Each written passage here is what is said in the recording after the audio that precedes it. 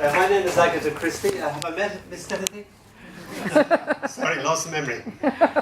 It might be Heather Molson. No, you're Heather Molson, aren't you, Heather? All right, I'll just have to be Dónall Dempsey then. I've got no choice. This is my book called Jerry Sweeney's Mammy.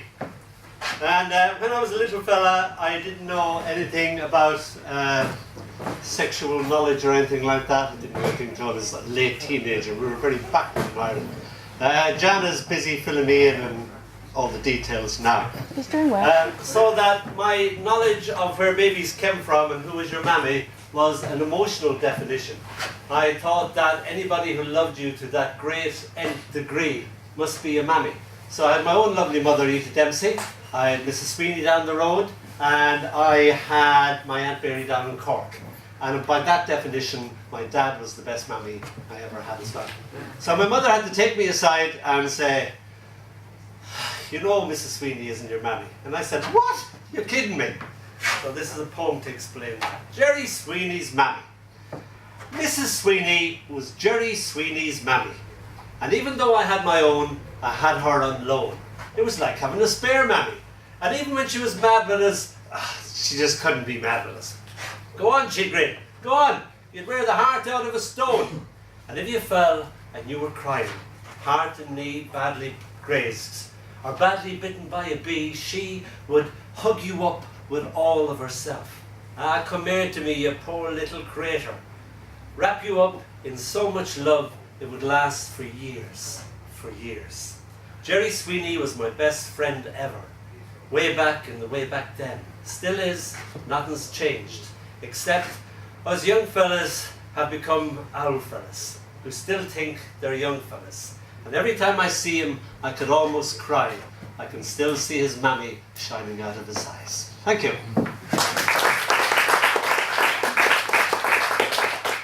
The treasure trove of my childhood was my Uncle Michael. If my dad gave me his love of poetry, my Uncle Michael taught me how to write it and how to be it. He had a lovely, slow, surreal sense of humour, and he'd always tip his hat back on the top of his head, tongue-in-cheek, because he was a very tongue-in-cheek guy, and say, "Be the hokey or be the holy Dublin." And he would tell me things, and I would just believe him because he was Uncle Mikey and he was as good as God. And so this is called Grandfather. When Granddad died, he turned into a clock. I was no more than 4, so this seemed an acceptable fact. Oh, we still kept him in the corner, wound him up every night. I glanced at the nothing in the corner. There was only a slab of sunlight dozing. Oh, we had to pawn him a long time ago. I gasped, no. Oh, he had to go. He had only one hand and his pendulum is broken. Sam the dog barks, asks if I'm coming out to play. I, of course, am coming out to play. Auntie Nellie scolds Uncle Michael. "For God's sake, Mikey, will you bloody well stop?" Mikey sticks his tongue in his cheek, a characteristic tick. "Can't you see the poor child is aged enough to believe anything you say?"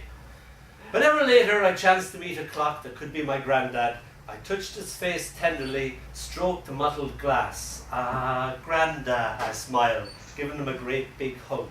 "Tick-tock," says Grandad. "Bing, bong." Thank you.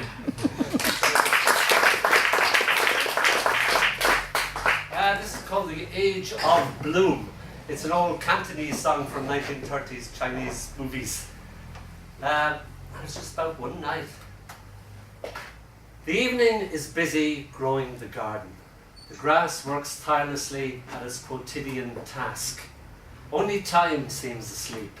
Silence casts a long shadow, leaving it to evening to hurry along a tree's leaves and to shade in a sky with a blue blackness, making a night that fits together bit by bit, supplying just enough gravity for an apple to fall into the lap of the classical statue.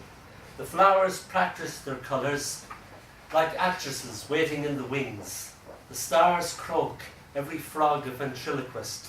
The white statue laughs, unashamed of its nudity, as are the lovers. Thank you.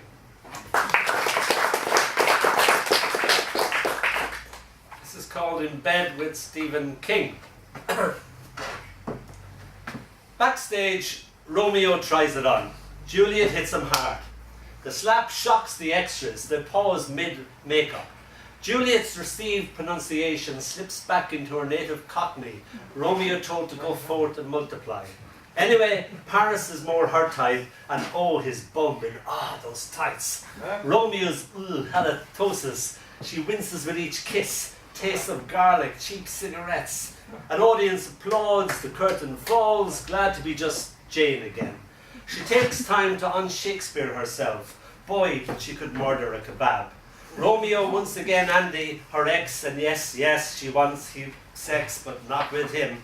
Paris, now Peter, gives her a saucy wink. She thinks. She imagines him nakedly mad for her. Sans tight, sans everything. Alas, that wink was for Tybalt. God damn, another night in bed with Stephen King. That was amateur dramatics, but we went to a garden party, darling, and there was a famous actor there, and he was going to be in Noel Coward's Sail Away. And I started singing Sail Away. Why do the wrong people travel, travel, travel, while the right people stay at home? And he was amazed that I knew that.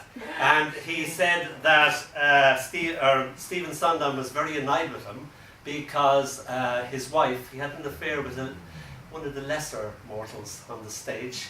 And Stephen Sondheim was very annoyed because he messed up his leading ladies thing by this affair. So it happens all the time. This is called Baby Sham. And this man here is responsible for dragging this out of me. I went up to Wembley Park where he runs a writing thing. And he gave us all these things that led us. I didn't know where they were going to lead us. And I came up, it was surreal childhood. So this is one of the most surreal childhood things that I encountered. Baby Sham, if anybody is old enough like me to remember Baby Sham, it was that little dancing fawn, and the ad was, I'd love a Baby Sham. And it was a lady's drink, it's what your aunt would drink, a bitter lemon or a Baby Sham. So, here under a large pub table, hidden by its tasseled cloth, in my own private theatre of self, making my dinky car come alive and run on high-grade imagination, the chattering of ants like a foreign language. I could never understand the clatter of the lingo. When suddenly a pair of female legs thrust themselves under my table, then another and another, each scissering into my space like an iron maiden of fleshy legs, all shapes and sizes, stockinged, unstockinged, skirts hitched up beyond as far as possible, knickered, unknickered, places scratched, never thought possible, and I in the one breathing space left, unable to breathe. I was that French cartoon cat chased by Pepe Le Pew. The cat, I gasped, Le Pew. Ants abandoning all their power, returning to being the girls they were, the Baby Sham gone to their heads, and I forever putting aside childish things and toys, wise as a Solomon, though thoroughly terrified with this, the newest of knowledge. Thank you. This is called an unfairy story. Heather wanted me to read her a fairy story, and I said, I can't tell it, so I thought I'd read Heather an unfairy story.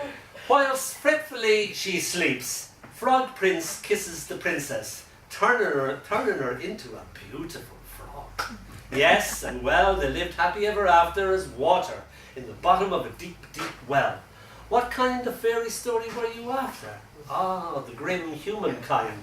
Frog Prince and Frog Princess hop happily about a bit, eating delicious ribbon flies. Oh, how our love has spawned. Tadpoles will be tadpoles, I suppose. Now it's time for us to croak it, remembering our happy once upon a times. Are you asleep yet, Heather? Yeah. Poor girl is asleep. Oh, God almighty. How am I doing for time, love? You're finished. That's a nice the answer. You're 30 seconds over. Alright, here we go. This is a delightful little ditty called Autopsy. The last time I did this poem, I had all the buttons and I was trying to get this off. And remember how I had all the buttons there? So oh yeah, the working, that's right. So this is called Autopsy. You made the opening incision with almost clinical precision. Took the heart out. Found it wanting. Took the top of the head. removed the mind.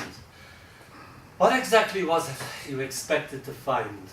I looked at you with sad eyes that said, it wouldn't have hurt half as much if you'd only waited till I was dead. Thank you.